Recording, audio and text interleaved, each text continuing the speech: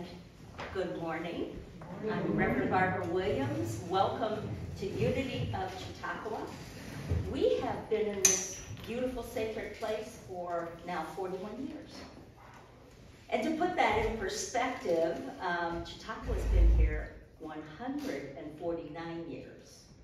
So such an honor to be part of that, to be part of all the many denominations. And I always think about, as we're having this service, all these denominations are having services too, right? Methodist and Presbyterian and just every kind. I think there's 30 some different denominational places here that are joining us in this moment and doing also their spiritual celebrations. So welcome, and let's stand and we're going to sing our welcome song.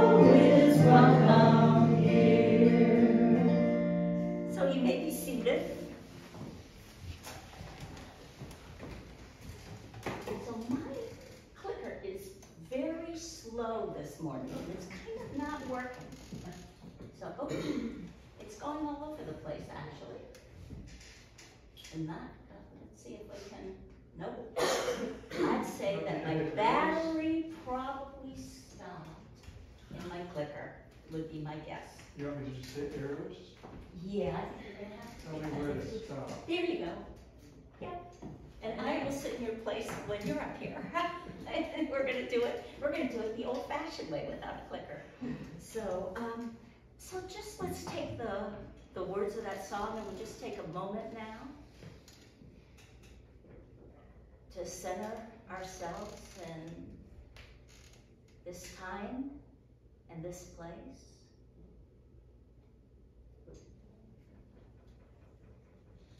And we just allow that knowing that wherever we are on this adventure we call life, that our soul is welcome, that we belong to this moment, to our life expressing itself as spirit,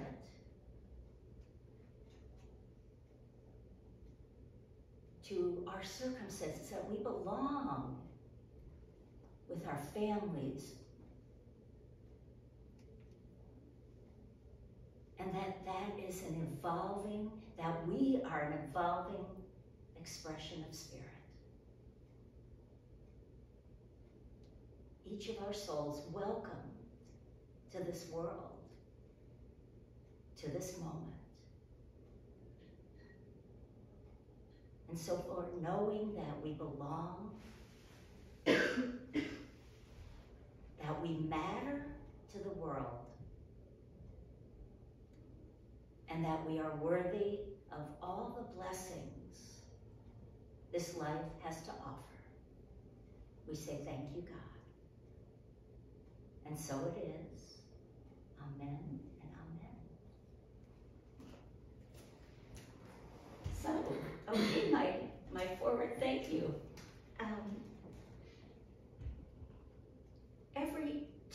Every week I work with this, we've been saying this for all the years I've been doing this. This is my 6th year doing this, and knowing that there's one presence and one power is probably one of the most difficult things I ever do, because it's so tempting to put all my power and all my frustration out into the world and believe I'm helpless or that it's hopeless. And at the same time, I started, it's not enough for me to say this, there's one presence and one power, when I'm feeling helpless or hopeless or irritated. I have to feel it.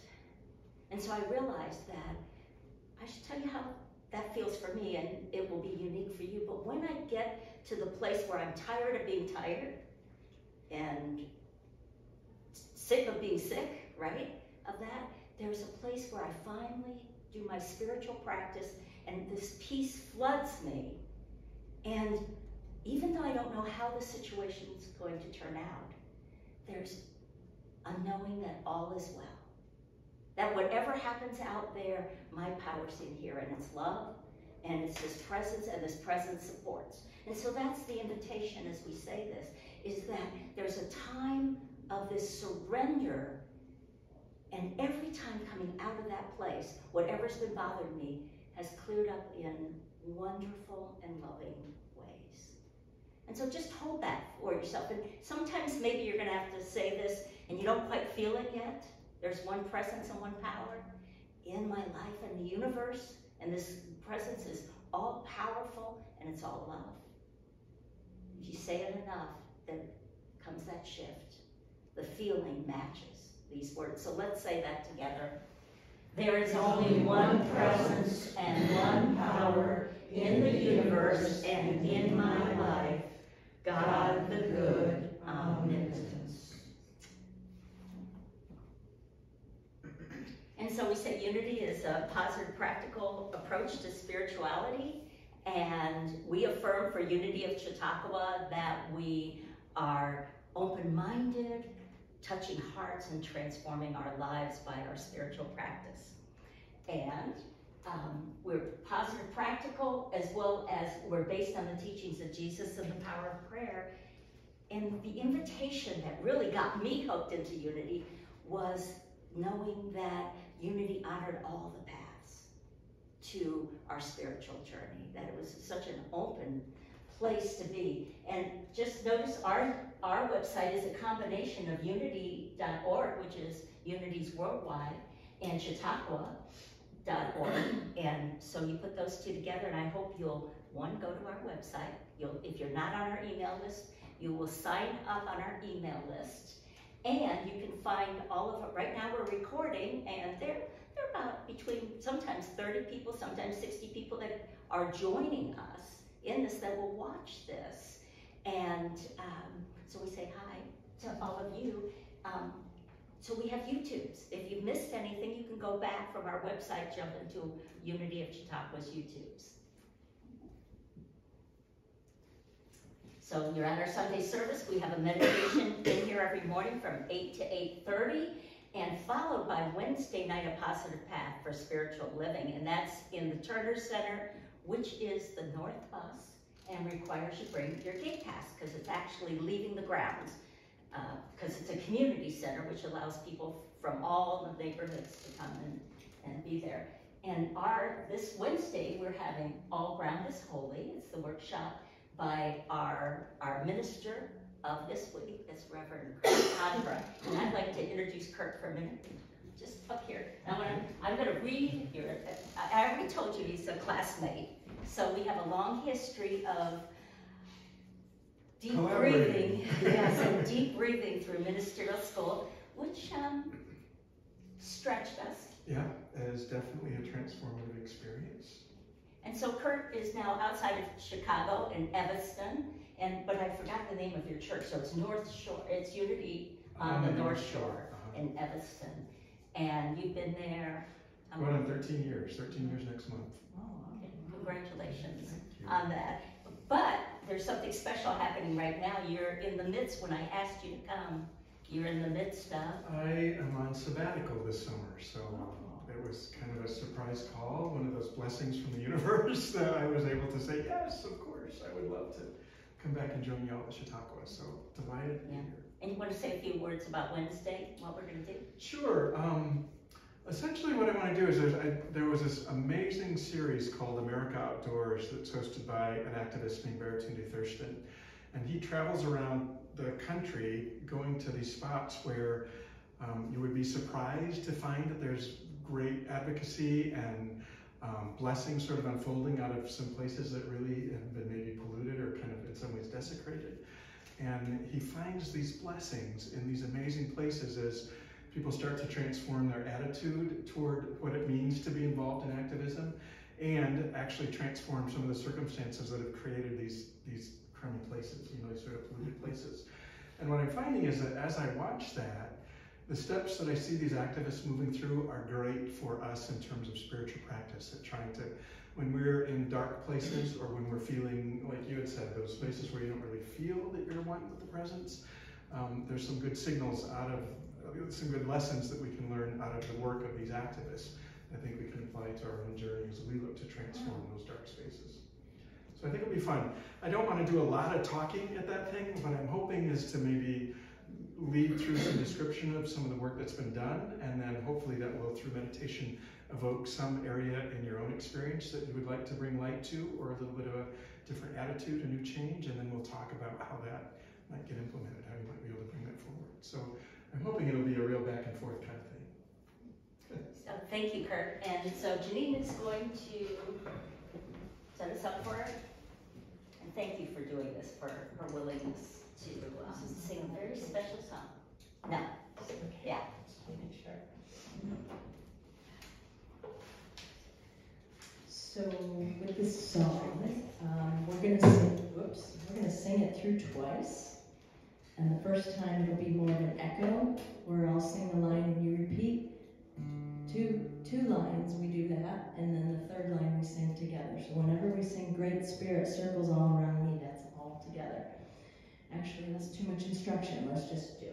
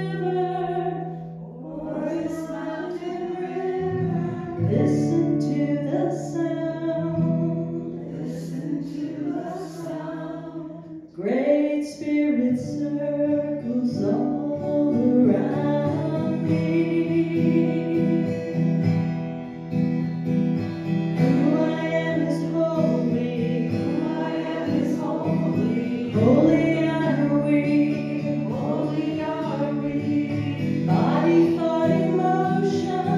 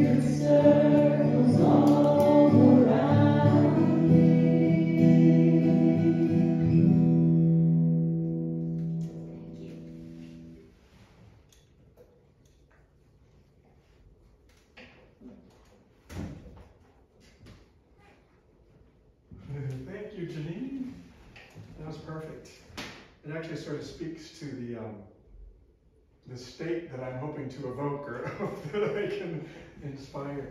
Do you mind if I That's right. switch up the music stand there? Thank you, thank you, thank you.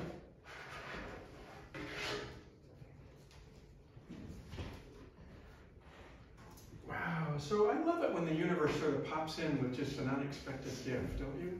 It's like, I'm so grateful to be back here after last year. So when Barbara called and I realized I have 3 months off, and let me see if I can fit that into my busy schedule. And I had this idea about what I thought this sabbatical, this 3 months off, was going to look like. I was going to get a bunch of reading done. I was going to do some writing.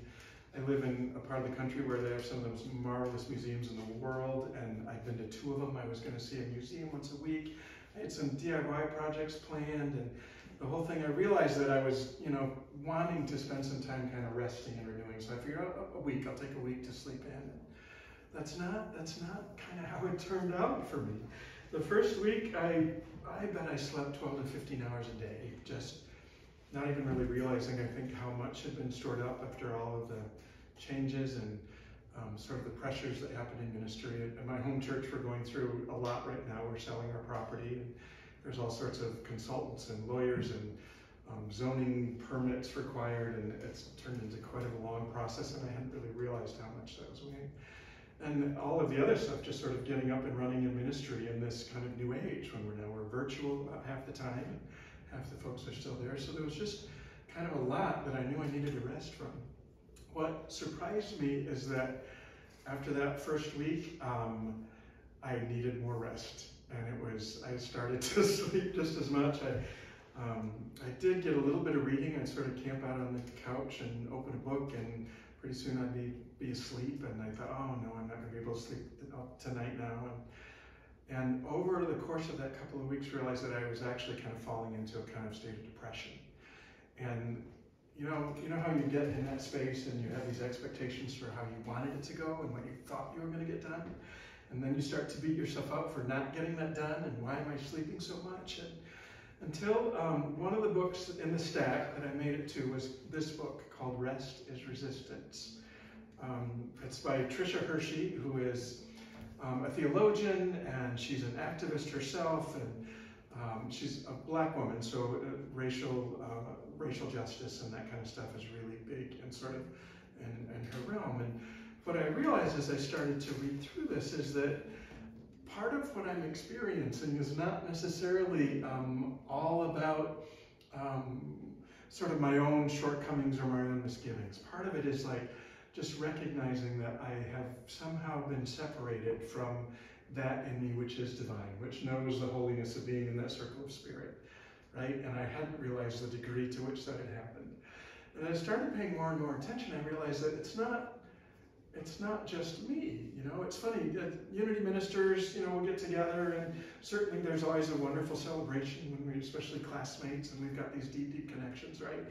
But in the conversation, it always kind of goes to in this direction that I would say is way more grounded in sort of capitalist, social structures that have been ingrained in us, economic systems that play. And the questions that come up are, well, how many are in your church? How many in your congregation? And what's your annual budget? And, ministers are talking about that stuff. And pretty soon the conversation will end up like almost being this one-upsmanship about, I haven't had a Sunday off in 6 months. Or, I have, we try and outdo each other about how hard we're working at ministry. Like, what is that? It happens. And I know that's not just ministry, right? And so when I found this book, Rest is Resistance, and Tricia starts to sort of unpack what all that is about and how deeply ingrained that is in our social structures and in our economic systems, that we aren't even aware of the ways in which our actions are supporting that sort of sense of overwork. Let me just describe. She describes it as grind culture, which I thought was great. Like I finally had a name for okay, I've been part of this grind culture, not just through a pandemic, but for most of my life and career. We're brought up in in this idea. And she writes that grind culture centers constant labor, material wealth, and overworking as badges of honor, right? The harder we work, the more that we can sort of buy into that capitalist notion of more and better and faster and quicker, like that's what we get rewarded for from early on in our lives. And Tricia traces that back to like the beginnings of capitalism in America, right? Our economic system in many ways was built upon the free labor of enslaved people. The value and the worth of an enslaved person was how much they could get done, how much cotton they could make, how many hours they could be at work. And that somehow has sort of percolated up through even to today. And she outlines in a beautiful way about, you know, that we pull ourselves up by our bootstraps, and if we just work hard and persevere that we will be successful. That's kind of a myth. There are plenty of people in our culture today that are working 2 jobs and not able to raise a family, right? It's that American dream is sort of built on a myth in a way that this grind culture sort of reveals to us. And I think it gave me a lens through which to look at my own fatigue and tiredness and sense of depression. So as I worked my way through this book, I kept waiting for her to tell me, you know, how do I get out of this? So what's the answer to relieving the grind culture stuff? And she's very deliberate about not doing that. She's very clear about what causes it. So what she says is that overworking and the trauma of burnout continues to degrade our divinity. It gets in the way, that sense of separation that I was feeling. And she says, once we know and remember that we are divine, we will not participate and allow anything into our hearts and minds that is not loving and caring, right? So if we can be rested enough and grounded enough in that space of our own divinity, then we can start to identify the ways in which, saying yes to this commitment, to this obligation, to this board, to this is actually violent in terms of my own spiritual well-being. And so to begin to be able to stand up in different ways and make choices about what's going to bring forth more fruitful kind of ways of being is the gift of rest, she says. I trust the Creator and my ancestors to always make space for my gifts and talents without needing to work myself into exhaustion. But still, I'm waiting for her to describe for me how do I do that? Like, what's the answer? And she never does through the whole book. And actually, the book actually gets a little bit redundant, but in some ways I found that helpful because to be reminded of the ways in which I'm still buying and perpetuating that system of white supremacy, of capitalism, of late stage capitalism, I would say. It's not like capitalism, I'm not saying capitalism is bad, but I'm saying we've come to a point in our economy where it's certainly not just.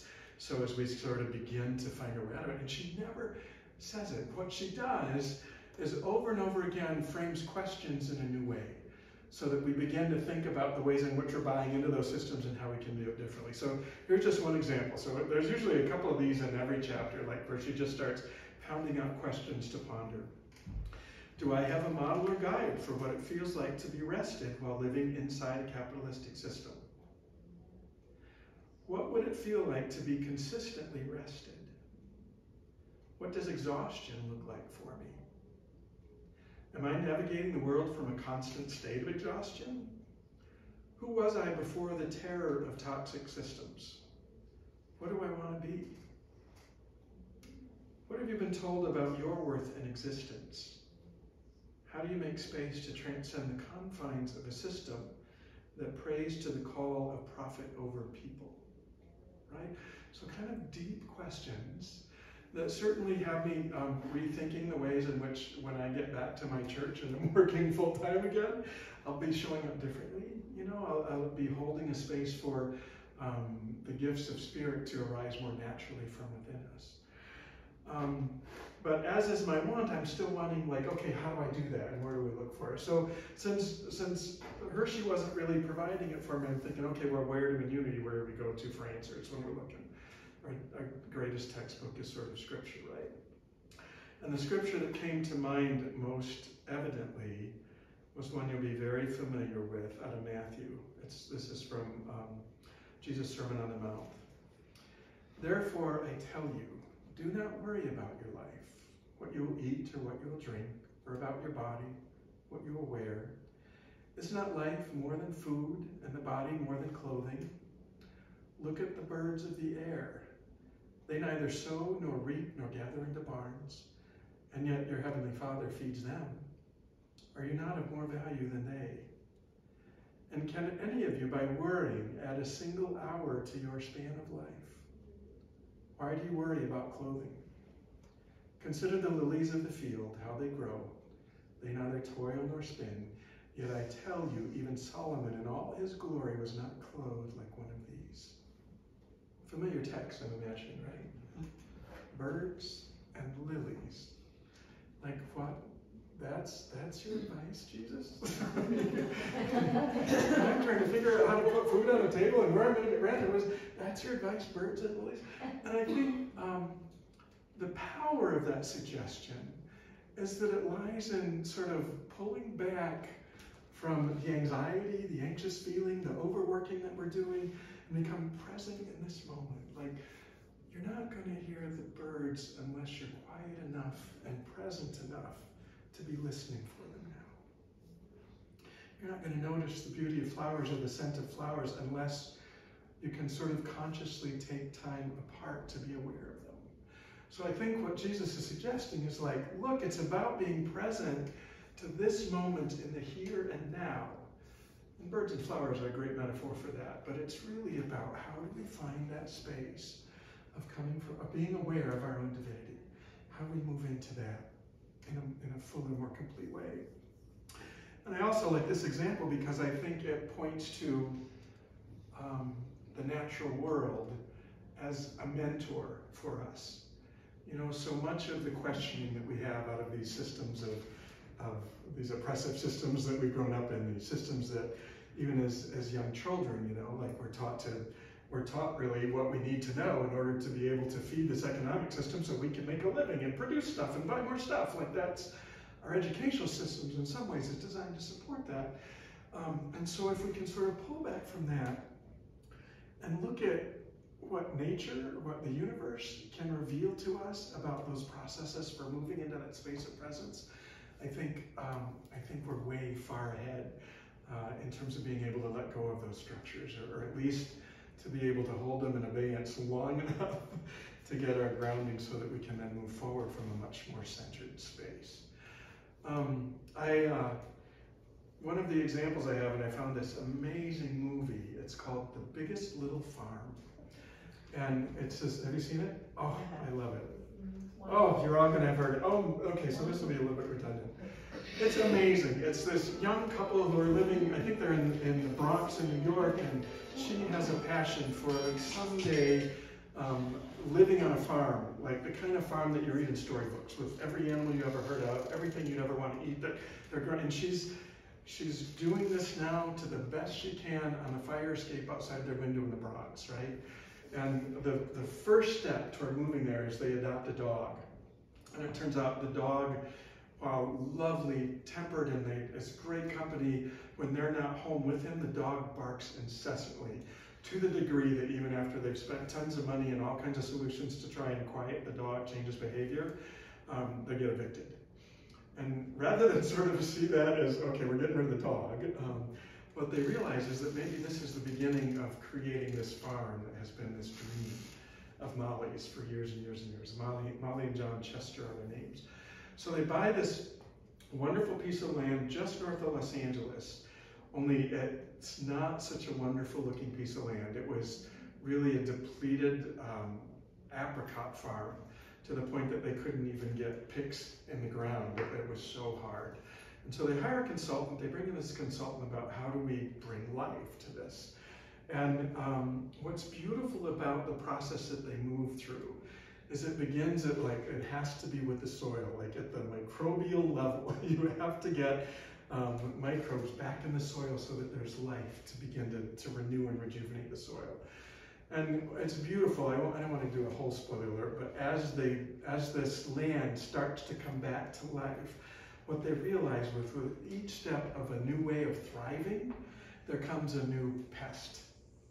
So that they finally, have planted this 75 varieties of fruit trees, and after 4 or 5 years, the fruit trees are starting to bear. The problem is the birds have discovered the beautiful fruit trees and are eating most of it. So the fruit is damaged and they're feeding it now to the chickens rather than selling it and each and every time they overcome one and start to see a new level of thriving, there's this other pest that happens. Well, the consultant that they've hired keeps reassuring them that more diversity is better. I know it sounds more complicated, but we need more diversity. So he has them bringing in more and more, and they start to evaluate, or start to not even evaluate, they start to observe how it is that as an ecosystem, it's working together. And this consultant says that after 7 years, what you'll begin to notice is that farming is not so much like an uphill struggle, it's more like surfing. You'll find that there you have partners that you never imagined would begin to emerge, and different ways of being together. So the one that I like the best is in that fruit tree, right? In that fruit tree space, they planted this rich, lush ground cover crop, they call it, I guess. And it's really attractive for snails. If you've been in California, you know, like escargot, only they're really destructive, devouring, and they just couldn't find it, they couldn't keep up with it. They didn't want to use poisons because, you know, they're natural, they're doing traditional farming, and they could not keep up with their snails. In the meantime, a drought hits California, and so the duck pond that had been thriving and had fish in it and all is starting to get depleted, and but there's still just as many ducks, so the duck poop is starting to foul the pond, and there's algae, and the fish are dying, and this drought is just causing all kinds of havoc. And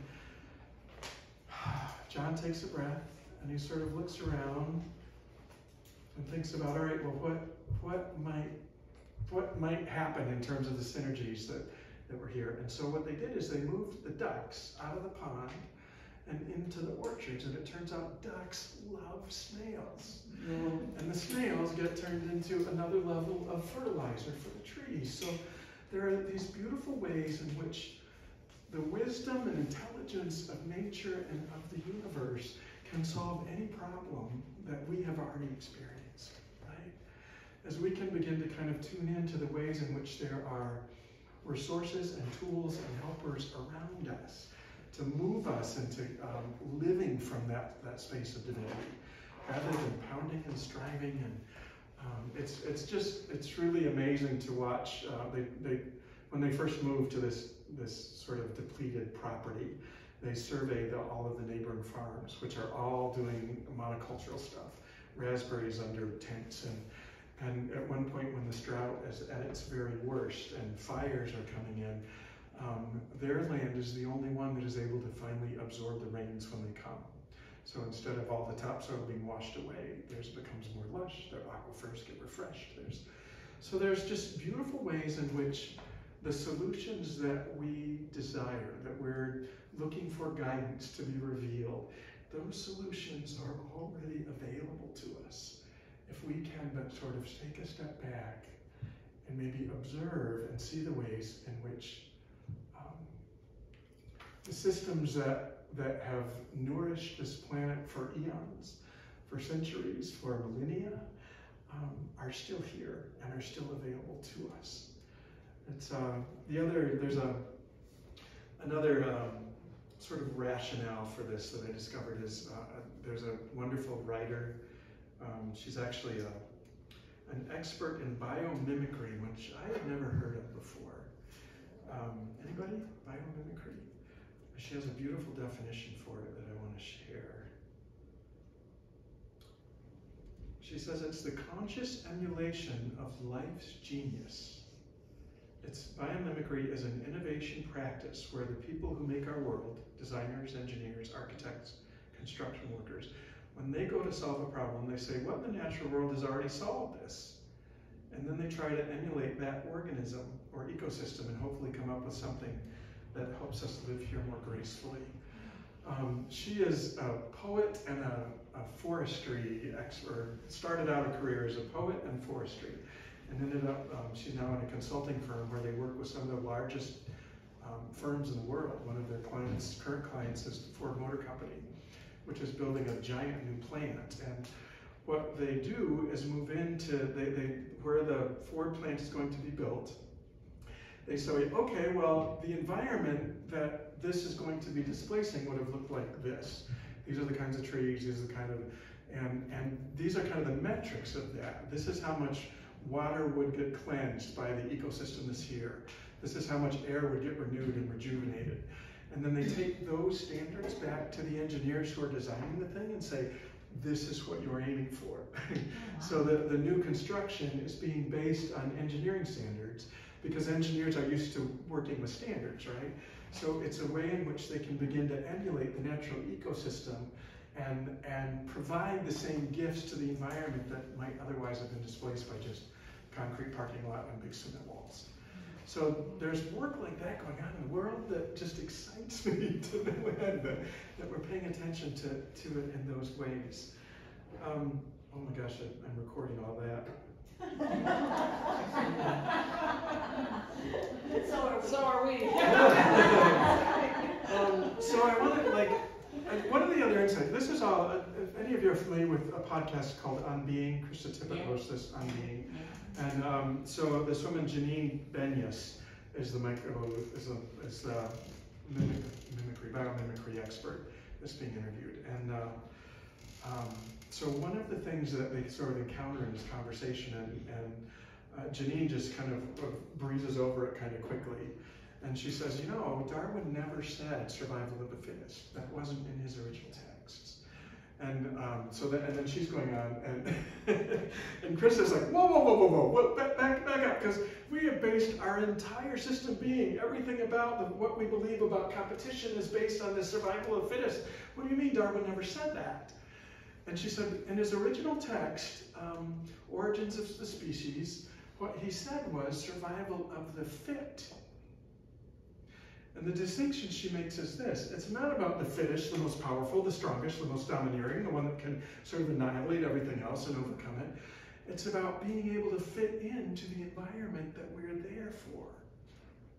Survival of the fit. Human beings, our lives are continually changing. Our environment is continually changing. And for us to be fit for that environment, we too need to look at ways in which we can change our mindset, we can change our behaviors, we can change our attitudes. So it's not about survival of the fittest at all. It's about survival of the fit. Survival of the fit.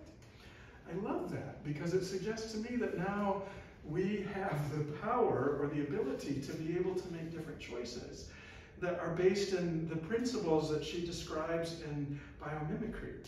So let me share just a couple of those. She's got like 26 of them, but these are the ones that I think are most relevant for us. And she describes them, Janine describes them as nature. And what I love about Unity is we have lots of names for God, right? We could use nature, universe, God. We could use the environment even. So I'm going to substitute, where she says nature, I'm going to substitute it for God in this little list that we're looking through. So God runs on light. She says sunlight, but God runs on light, right? Do we know that about our own lives? When we're sort of in that light of being, that's where the sort of generative energy that fuels us and guides us comes from.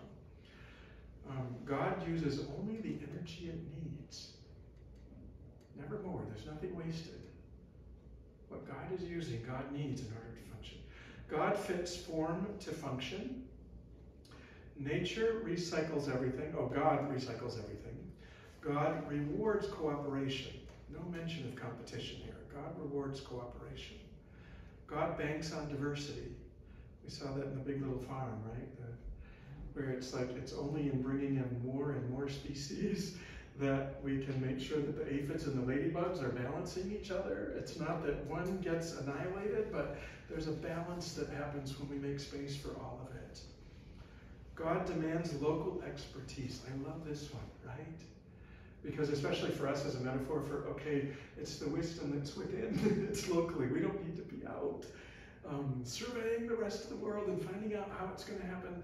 It's God demands local expertise. It's the wisdom that arises from within our own spirit and soul and experience that's the most valuable. Nature curbs excesses from within. Yeah.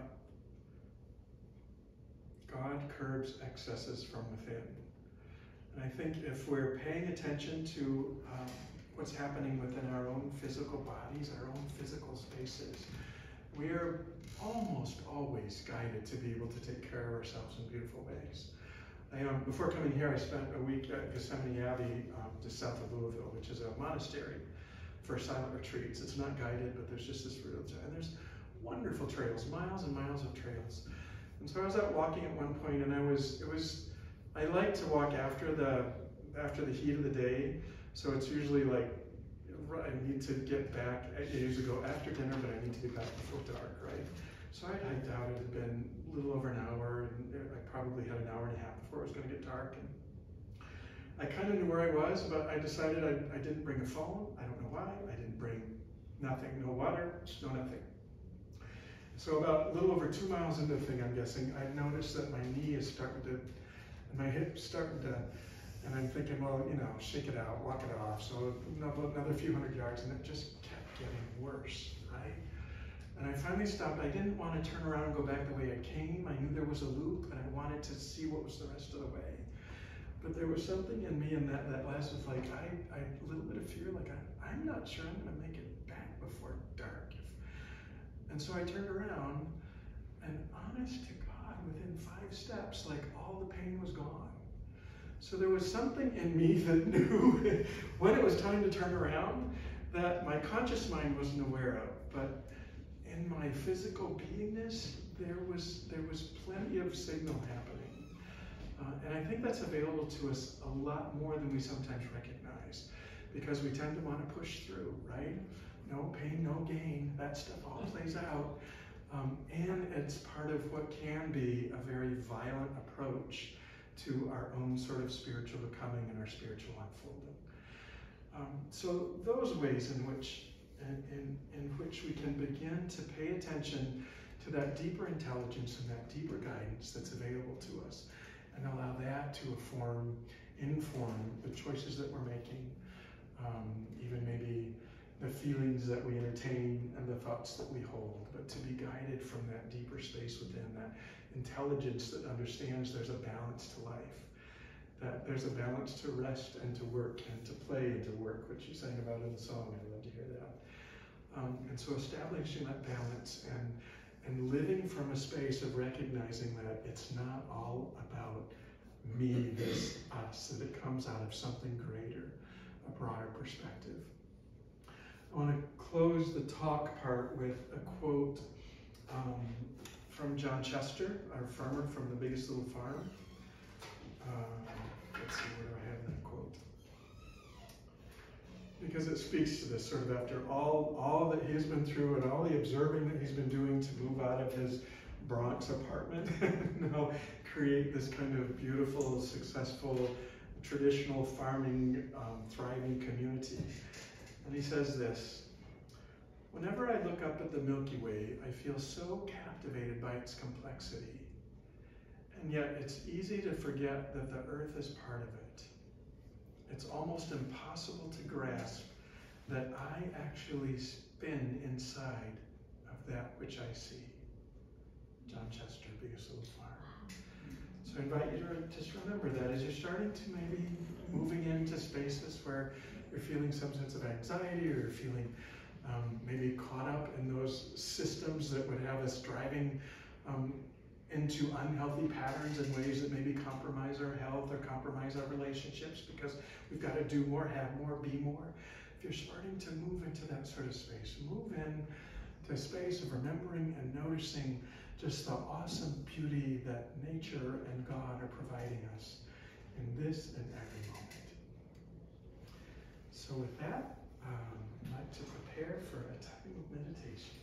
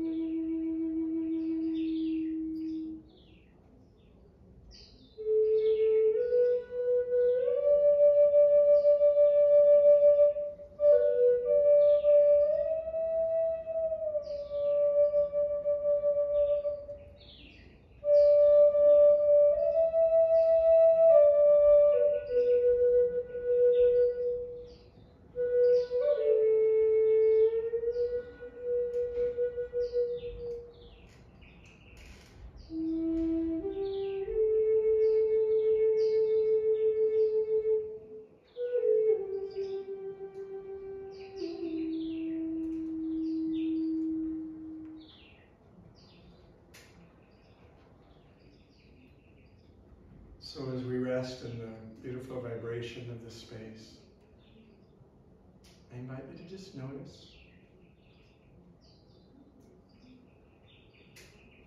the chirping of the birds. Can bring us into an awareness of this present moment, the power of this present moment.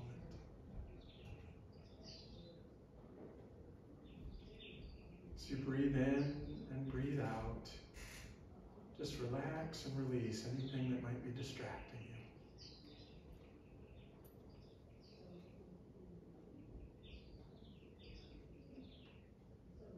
It's in these quiet moments of reflection that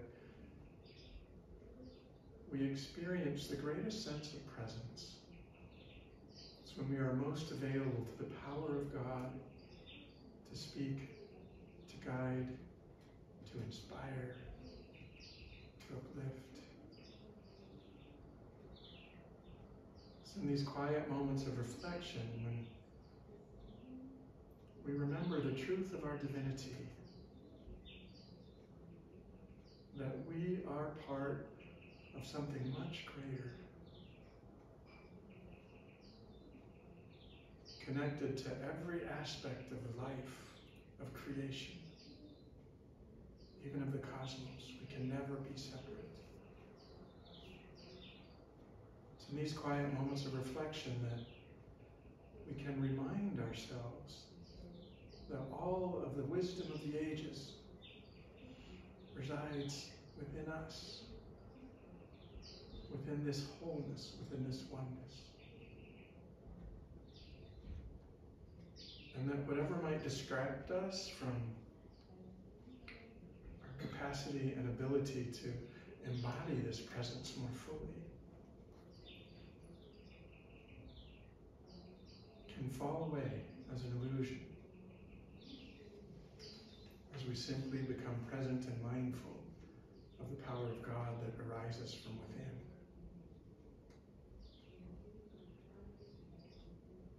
So I invite you now into a moment of quiet, of silence.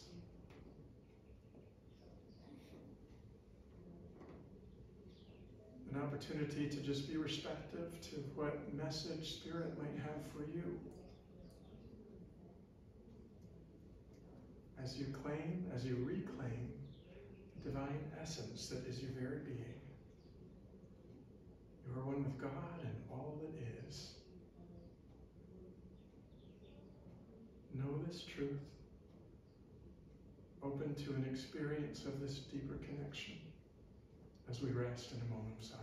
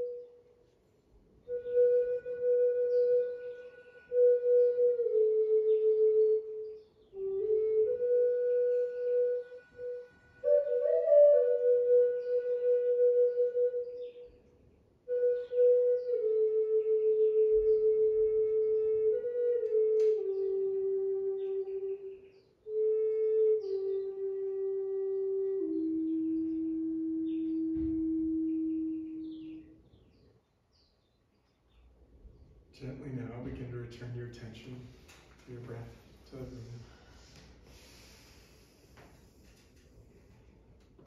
And go and bless the world.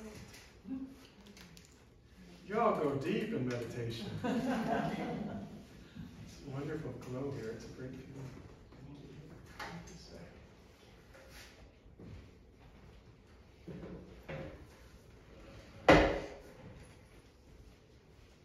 Oop, I don't. Oh, my little bunny's gonna work here. I've got a little bunny. Bunny, maybe this will work. There we go. So, just take a moment, and this is our time of our offering, and your gifts are what make Kurt being here possible. And isn't that amazing? 41 years, which if you time that by 9 ministers that have come in 41 years, you get a pretty good sized number. And so we're just really pleased that this congregation has made that happen. And this congregation on Sunday, as well as ministers in their home churches too. So we want to honor that. So as you take your gift in your hand, and I know some of you send your gifts in, you can also go to the website, there's a place that you can go on PayPal and use a credit card and everything.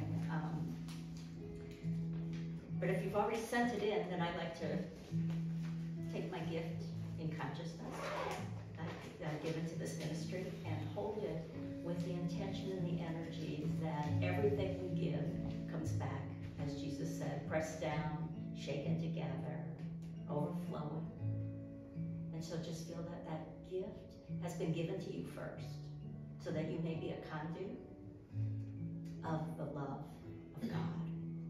And so, as you hold your gift,